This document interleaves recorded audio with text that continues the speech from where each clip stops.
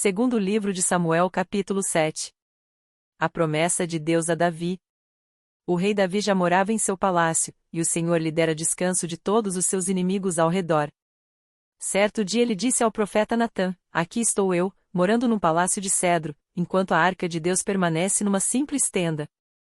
Natã respondeu ao rei: Faze o que tiveres em mente, pois o Senhor está contigo.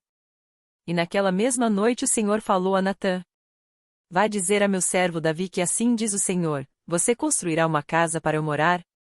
Não tenho morado em nenhuma casa desde o dia em que tirei os israelitas do Egito. Tenho ido de uma tenda para outra, de um tabernáculo para outro. Por onde tenho acompanhado os israelitas, alguma vez perguntei a algum líder deles, a quem ordenei que pastoreasse Israel, o meu povo: Por que você não me construiu um templo de cedro?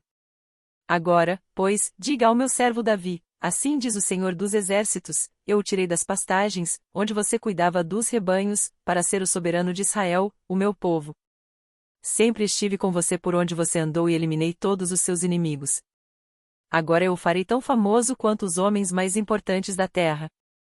E providenciarei um lugar para Israel, o meu povo, e os plantarei lá, para que tenham o seu próprio lar e não mais sejam incomodados. Povos ímpios não mais os oprimirão, como fizeram no início. E tem feito desde a época em que nomeei juízes sobre Israel, o meu povo. Também subjugarei todos os seus inimigos. Saiba também que eu, o Senhor, estabelecerei para ele uma dinastia. Quando a sua vida chegar ao fim e você descansar com os seus antepassados, escolherei um dos seus filhos para sucedê-lo, um fruto do seu próprio corpo, e eu estabelecerei o reino dele. Será ele quem construirá um templo em honra ao meu nome, e eu firmarei o trono dele para sempre. Eu serei seu pai, e ele será meu filho. Quando ele cometer algum erro, eu o punirei com o castigo dos homens, com açoites aplicados por homens. Mas nunca retirarei dele o meu amor, como retirei de Saul, a quem tirei do seu caminho. Quanto a você, sua dinastia e seu reino permanecerão para sempre diante de mim, o seu trono será estabelecido para sempre. A oração de Davi.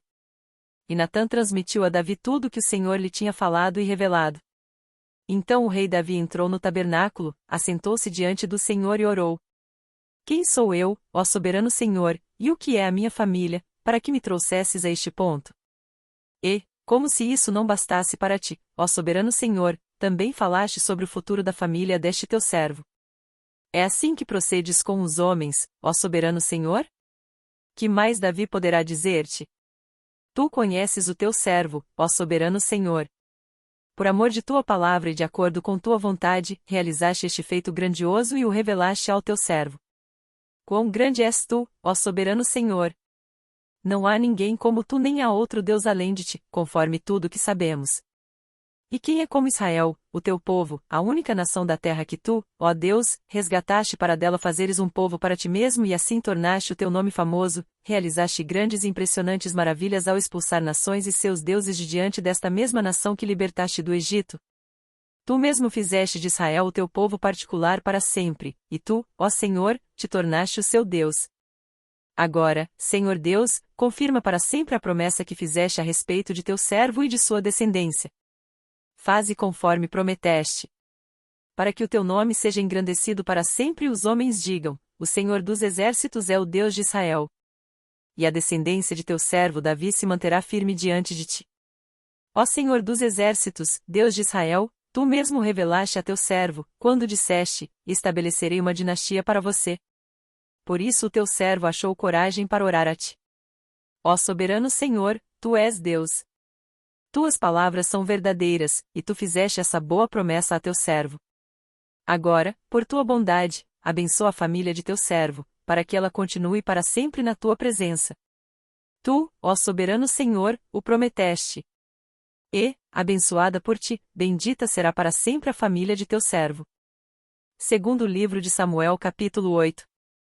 As vitórias de Davi.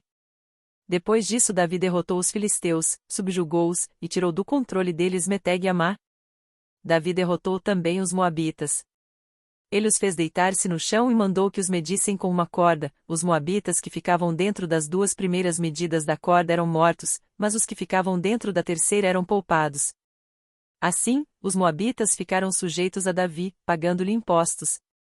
Além disso, Davi derrotou Hadadezer, filho de Reobe, rei de Zobá, quando Hadadezer tentava recuperar o controle na região do rio Eufrates.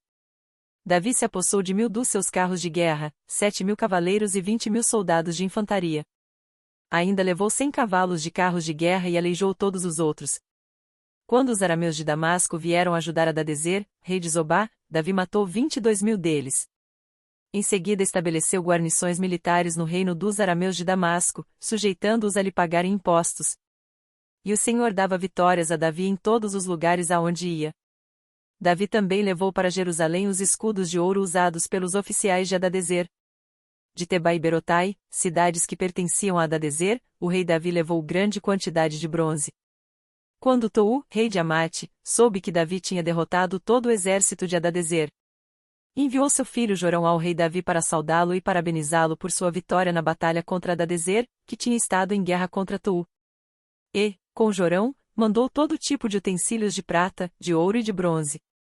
O rei Davi consagrou esses utensílios ao Senhor, como fizera com a prata e com o ouro tomados de todas as nações que havia subjugado: Edom e Moabe, os amonitas e os filisteus, e Amaleque. Também consagrou os bens tomados de Hadadezer, filho de Reobe, rei de Zobá. Davi ficou ainda mais famoso ao retornar da batalha em que matou 18.000 edomitas no Vale do Sal. Ele estabeleceu guarnições militares por todo o território de Edom, sujeitando todos os edomitas. O Senhor dava vitórias a Davi em todos os lugares aonde ia. Os oficiais de Davi. Davi reinou sobre todo Israel, administrando o direito e a justiça a todo o seu povo. Joabe, filho de Zeruia, era comandante do exército. Josafá, filho de Ailude, era o arquivista real.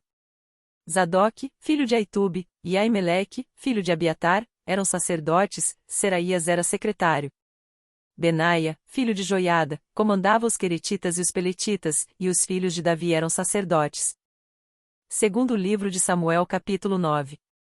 Davi e Mefibosete. Certa ocasião Davi perguntou: resta ainda alguém da família de Saul a quem eu possa mostrar lealdade, por causa de minha amizade com Jonatas? Então chamaram Ziba, um dos servos de Saul, para apresentar-se a Davi, e o rei lhe perguntou: você é Ziba? Sou teu servo, respondeu ele. Perguntou-lhe Davi: resta ainda alguém da família de Saul a quem eu possa mostrar a lealdade de Deus? Respondeu Ziba: ainda um filho de Jonatas, aleijado dos pés. Onde está ele? Perguntou o rei. Ziba respondeu: na casa de Maquir, filho de Amiel, em Lodebar. Então o rei Davi mandou trazê-lo de Lodebar.